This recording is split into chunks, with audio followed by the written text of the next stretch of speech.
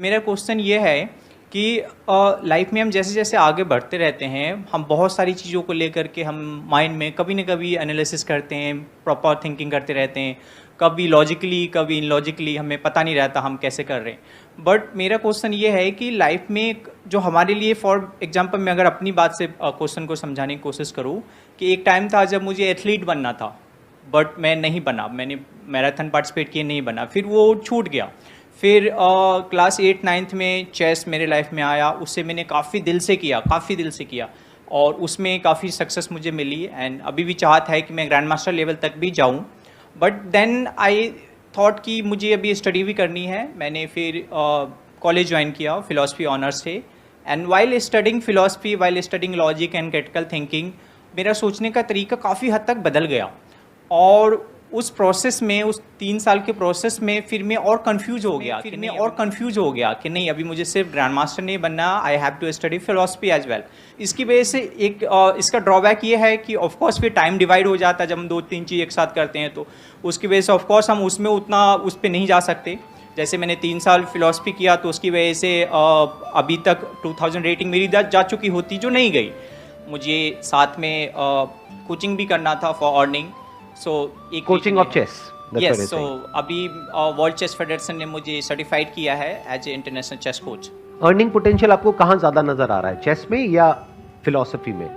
Chess में definitely, chess में ज्यादा है। yes, sir, और प्लस चेस में 600 से 1200 तक तो आप पहुंच गए, लेकिन 1200 से 2000 पे जाना और फिर 2000 के बाद 2100 पे जाना और फिर 2200 पे जाना, that become more and more difficult with time. फिर एक एक पॉइंट भी भारी हो जाता है वहां पर आगे बढ़ने के लिए। You understand it better than me. जितना होता है रेटिंग इंक्रीज करने के लिए, एग्जैक्टली आपसे बेस्ट प्लेयर को हराना पड़ेगा, तब आपकी रेटिंग बढ़ेगी।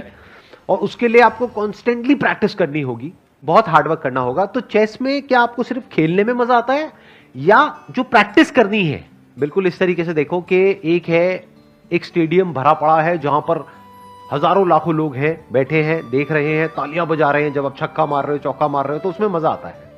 किसको नहीं आएगा, सबको आएगा। बट जब नेट पे प्रैक्टिस करनी पड़ती है, hours and hours of practice, जो कि बोरिंग होती है, मजा खेल में होता है। तो चेस की प्रैक्टिस इज बोरिंग, क्योंकि प्रैक्टिस अकेले में होगी। आपको एक एक चीज को याद करना होगा कि क्या क्या स्ट्रक्चर्स होते हैं, क्या क्या मूव्स होते हैं, क्या क्या पैटर्न्स होते हैं, हर एक चीज को बारीकी से समझना होगा। तो उसके लिए बहुत प्रैक्टिस करनी होगी। तो क्या उस प्रैक्टिस को करने में मजा आता है अकेले में बैठ करके? Yes sir, definitely. Learning process में जितने भी है, इनफैक्ट कभी कभी जब हम कोई गेम खेलते हैं 5 आवर्स चलती है हाई रेटेड से, के लिए तो थोड़े से दुखी होते हैं, बट देन बाद में मज़ा आता है कि गेम 5 आवर चली और इस वेरिएशंस में हम जीत सकते थे। फिर सारे वेरिएशन खुद से कैलकुलेट करते हैं, बाद में कंप्यूटर की हेल्प लेते हैं, कोच की हेल्प लेते हैं। तो वो चीज़ बहुत ही ज़्यादा फैसिनेटिंग है, बहुत मज़ा आता है उस प्रोसेस में। एंड फिर ट्रैवल में हमें नए फ्रेंड्स मिलते हैं, फिर उनसे नई चेस की बातें होती है, आवर्स एंड आवर्स। तो ये पूरा प्रोसेस मैं बहुत एंजॉय करता हूँ अभी भी, जितना मैं 5 साल पहले करता था। अर्निंग पोटेंशियल आपके लिए चेस में ज़्यादा है, और ये जो पूरी की पूरी प्रोसेस है, इसको आप इंजॉय कर रहे हैं, अलग अलग लोगों से मिलने में आपको मज़ा आ रहा है, चेस को खेलने में मज़ा आ रहा है, कोचिंग भी आप कर रहे हैं, और आप कह रहे हैं एक फेडरेशन है, वहाँ से भी आपको कोई सर्टिफिकेशन मिला है। और आपका कॉन्फिडेंस लेवल क्या कहता है कि आप कब तक एक ऐसे लेवल तक पहुंच सकते हो जिसके बाद में अगर आप कोचिंग देते हो तो उस कोचिंग से आप बहुत अच्छा पैसा कमा सकते हो? अभी अगर मैं कंप्लीटली अगर कोचिंग छोड़ दूं, सिर्फ प्लेइंग पे फोकस करूं, ईयर में I can become international master easily, मुझे लगता है ऐसा। But the problem is I can not leave coaching because I have to earn also, right? तो उसके लिए आई थिंक 8 to 9 years मुझे लगेगा उस लेवल तक पहुंचने में। और आज भी आप कह रहे हो कि आप ठीक ठाक पैसा कमा रहे हो? Yes sir, yes sir. And अभी टाइम मुझे ज़्यादा नहीं देना होता कोचिंग में। यूएस की, लंदन की क्लासेज होती है, तो या तो रात में होगी या मॉर्निंग होगी। तो मॉर्निंग 4 to 7 मेरी क्लास होती है, पूरा दिन फ्री रहता है फिर। तो आप ऑनलाइन क्लासेस कंडक्ट कर रहे हो? यस, यूएस के लिए और यूके के जो स्टूडेंट्स हैं उनके लिए? Yes sir. ये तो चेस का समझ आ गया। फिलॉसफी क्यों कर रहे हो? और कॉलेज ज्वाइन करने से पहले फिलॉसफी का उतना ज़्यादा नहीं था, बस फिलॉसफी क्योंकि क्लास 12th में थी, थोड़ा अच्छा लगा, बाकी से हट के सब्जेक्ट लगा तो मैंने ले लिया। बट जब मैंने प्रॉपर स्टडी किया, फिलोसफर्स को स्टडी किया, लॉजिक स्टडी किया, लॉजिक में पता चला कि हम कितने जनरल बातों में भी कितने फैलेसी यूज़ करते हैं, कितने लॉजिकल फैलेसीज होती है, क्रिटिकल थिंकिंग क्या होती है, ये सारी चीज़ें समझा। तो मुझे लगा कि दिस इज़ समथिंग जो मुझे आगे भी ले जाना है। एंड जब आप किसी फिलोसफर्स को डीपली स्टडी करते हो तो जैसे एक फिलोसफर ने कहा था कि आप जितना ज़्यादा पढ़ते हो, जितना ज़्यादा जानते हो, आपको उतना रियलाइज होता है कि आपको उतना कम पता है। एग्जैक्टली तो वो बात मैं दिल से मानता हूँ कि he was actually right on this point. तो यही चीज़ है कि फ़िलॉसफी में भी अभी इतना इसको समझ लिया है कि इसमें अनलिमिटेड चीज़ें हैं पढ़ने के लिए, तो वो छोड़ने का मन नहीं करता। उसकी वजह से मैं थोड़ा सा कंफ्यूज हूँ, तो इसमें आपका सजेशन चाहिए कि व्हाट शुड आई डू। इसमें कंफ्यूजन है कहाँ, मेरे को तो समझ नहीं आ रहा। कन्फ्यूजन और ये क्वेश्चन इस वक्त इसलिए इम्पोर्टेंट है क्योंकि अगर मुझे फ़िलॉसफी भी साथ में स्टडी करनी है तो मुझे अभी ही इसी साल मुझे मास्टर्स के लिए एप्लीकेशन देना होगा। अदरवाइज अगर मैंने अभी 2 साल छोड़ दिया तो शायद 2 साल ब्रेक देने के बाद मैं वापस स्टडी पे नहीं आऊँगा। इसीलिए this question is very important to me right now. अगर आप मास्टर्स कर लोगे तो क्या आपको बहुत अच्छा पैकेज मिल जाएगा, बहुत पैसा मिल जाएगा? फिलॉसफी में ज़्यादा चीज़ें नहीं है तो फिर तो बिल्कुल क्लियर है ना बात। इसमें कंफ्यूजन कहाँ है? कंफ्यूजन मैं बताता हूँ कहाँ से आ रहा है। ये कंफ्यूजन आ रहा है जिस तरह की हमारी अपब्रिंगिंग है, जिस तरह से हमने सुना है, समझा है, अपने आसपास में देखा है, डिग्री के बारे में, डिप्लोमा के बारे में, इन सब चीजों के बारे में, उसकी वजह से हमारे दिमाग में क्या बैठ गया है कि फिलॉसफी मतलब क्या, कि मेरे पास में ये बैचलर्स की डिग्री होनी चाहिए, मेरे पास में मास्टर्स होना चाहिए, तब मैं एक फिलोसोफर हूं, तब मेरे को फिलॉसफी की नॉलेज है, अदरवाइज नहीं है। एक है फिलॉसफी की थियोरेटिकल नॉलेज, वो आपको कहां से मिलेगी? कॉलेज से मिल जाएगी। वहां से क्या मिलेगा? डिग्री मिल जाएगी। अगर तो उस डिग्री से होता कि आपको बहुत पैसा मिलने वाला है तो मैं कहता चलो ठीक है कर लो, एक श्योर शॉट। आप कह रहे हो वहां से पैसा भी नहीं मिलेगा और फिर डिग्री भी कर रहे हो। The point is very simple कि अभी आपको चेस में अपना फ्यूचर नजर आ रहा है साफ साफ, तो आपको अपना सारा फोकस चेस पे डालना है।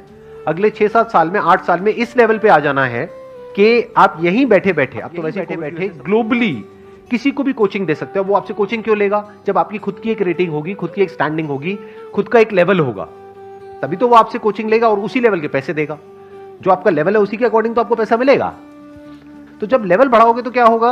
नंबर 1 वहां से पैसा कमा सकते हो, नंबर 2 अलग अलग कॉम्पिटिशंस में पार्टिसिपेट कर सकते हो, वहां पे नए नए लोगों से मिलने को मिलेगा।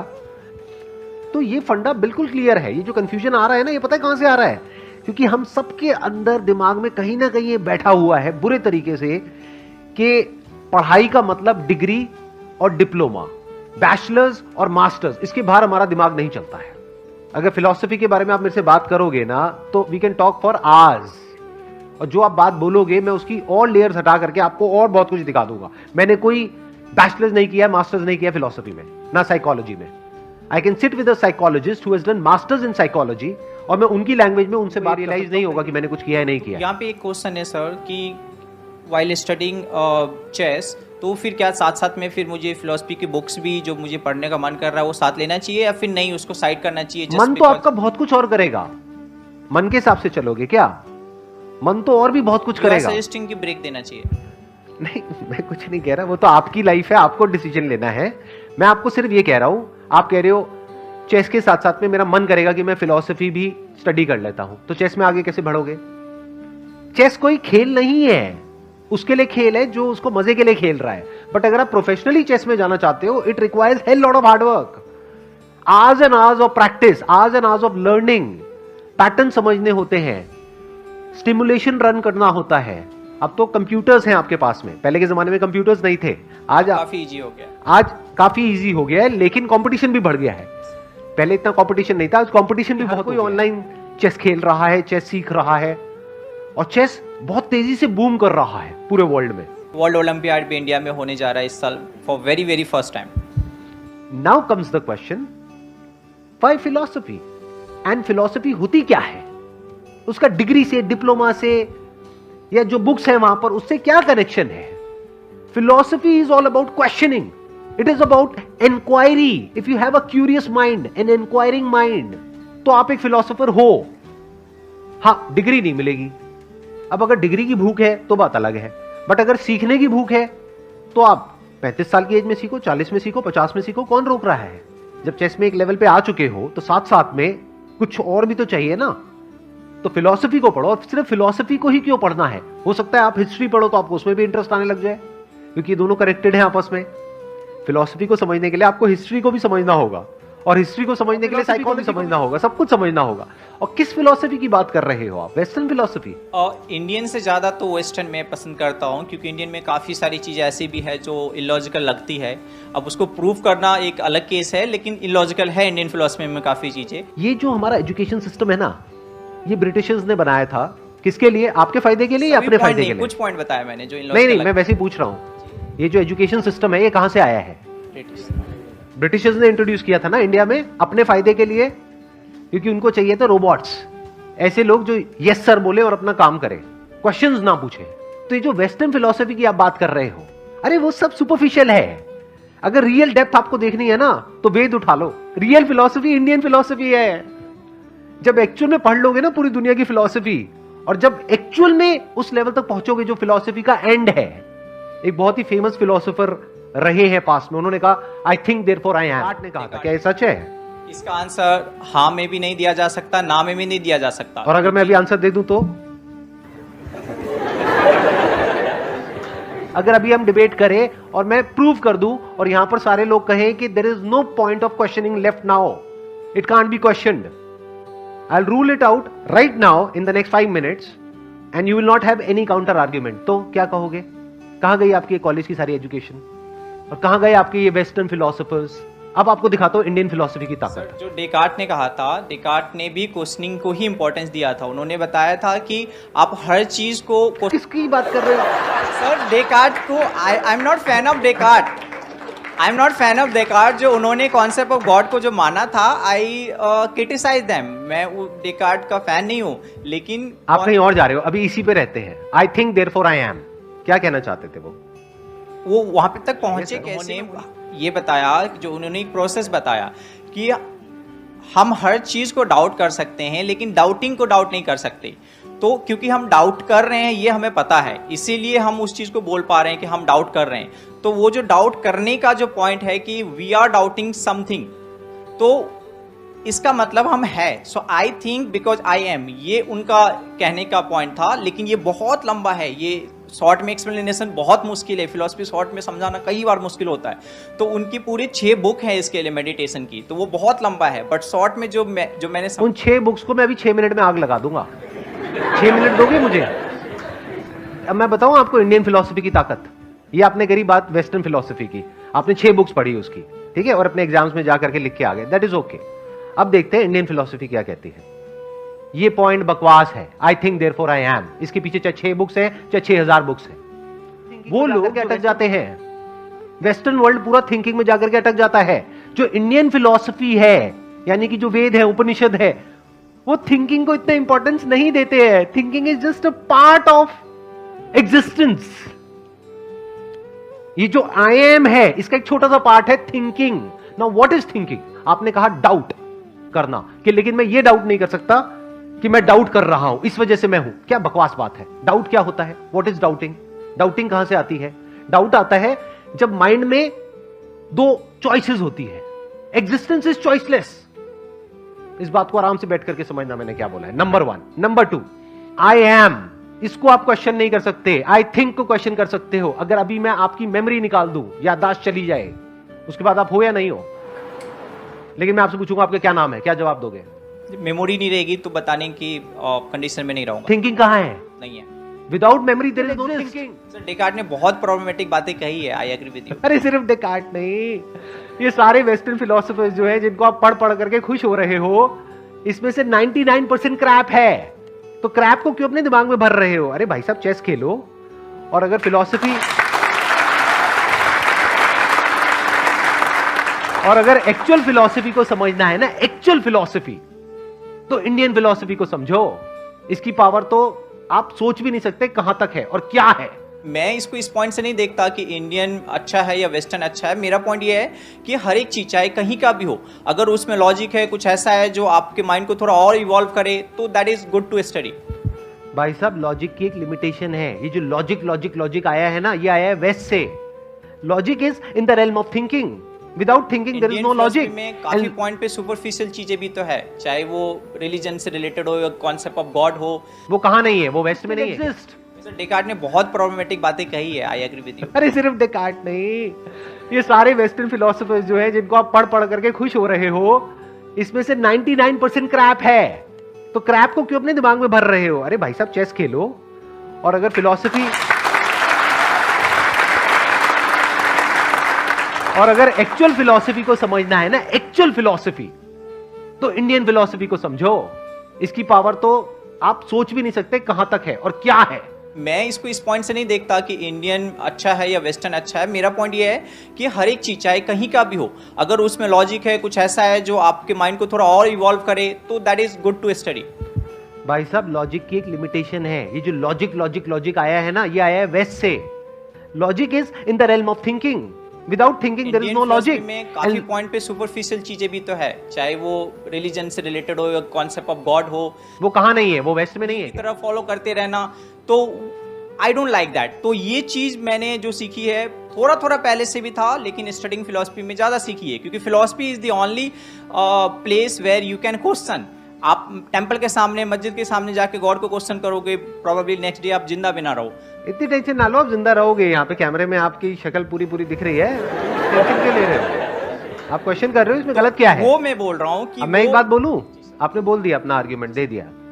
आराम से समझिए कि जो हिंदुइज्म है वहां पर करोड़ों भगवान क्यों है, उसका लॉजिक क्या है।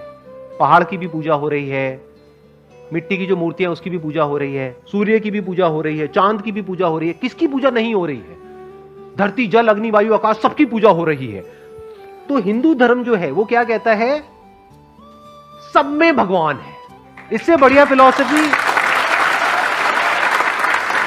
इससे अच्छी फिलॉसफी, ओपन फिलॉसफी हो ही नहीं सकती। मतलब आप भी भगवान हो।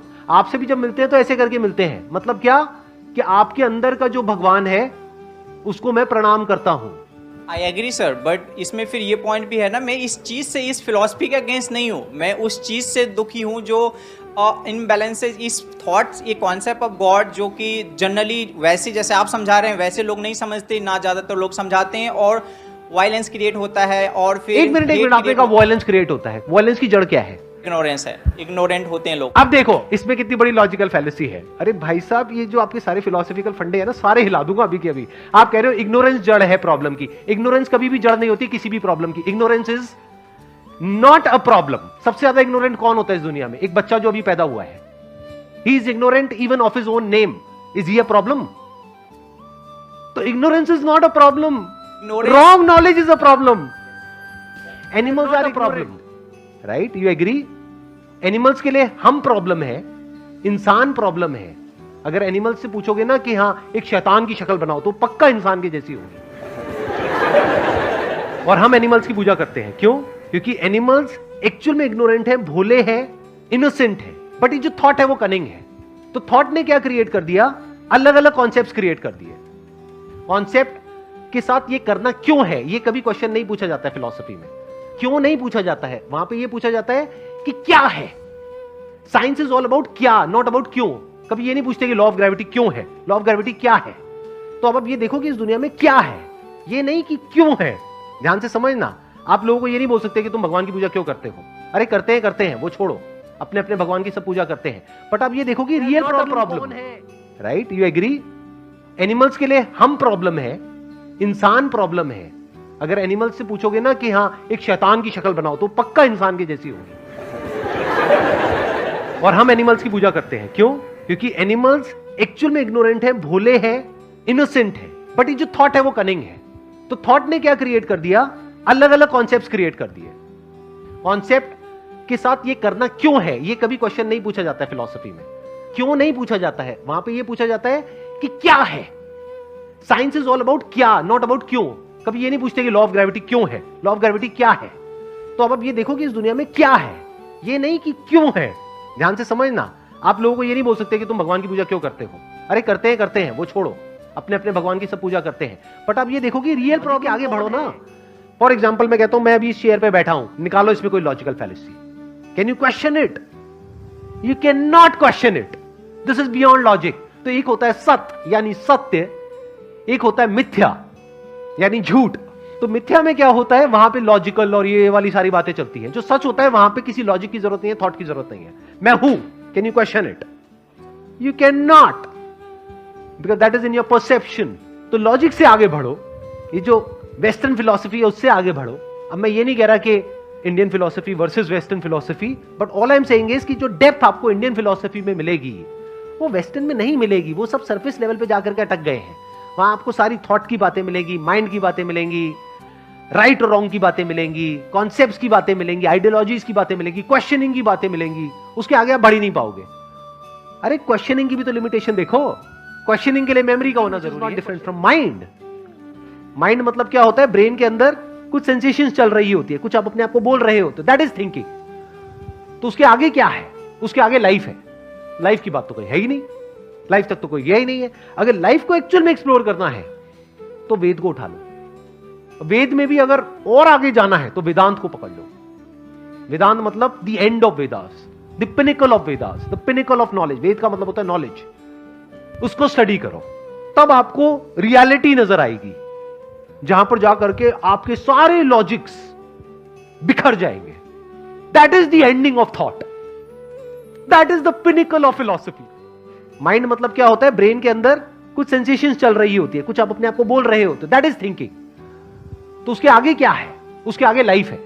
लाइफ की बात तो कोई है ही नहीं, लाइफ तक तो कोई गया ही नहीं है। अगर लाइफ को एक्चुअल में एक्सप्लोर करना है तो वेद को उठा लो। वेद में भी अगर और आगे जाना है तो वेदांत को पकड़ लो। वेदांत मतलब the end of Vedas, the pinnacle of Vedas, the pinnacle of knowledge. Veda का मतलब होता है नॉलेज। उसको स्टडी करो, तब आपको रियलिटी नजर आएगी, जहां पर जाकर के आपके सारे लॉजिक्स बिखर जाएंगे। That is the ending of thought, that is the pinnacle of philosophy. Mind के बियॉन्ड क्या है? How can you transcend mind? Is there a way? Is there something beyond mind? उसकी बात आपको वेदांत में मिलेगी। Not just at a theoretical level, not just as a philosophical concept, but as a living reality.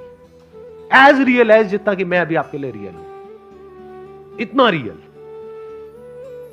Experientially आप कुछ ऐसा देख पाओगे जो दुनिया की किसी फिलोसॉफिकल बुक में पॉसिबल ही नहीं है। Wish you all the best. Please thank you so much sir, thank you so much.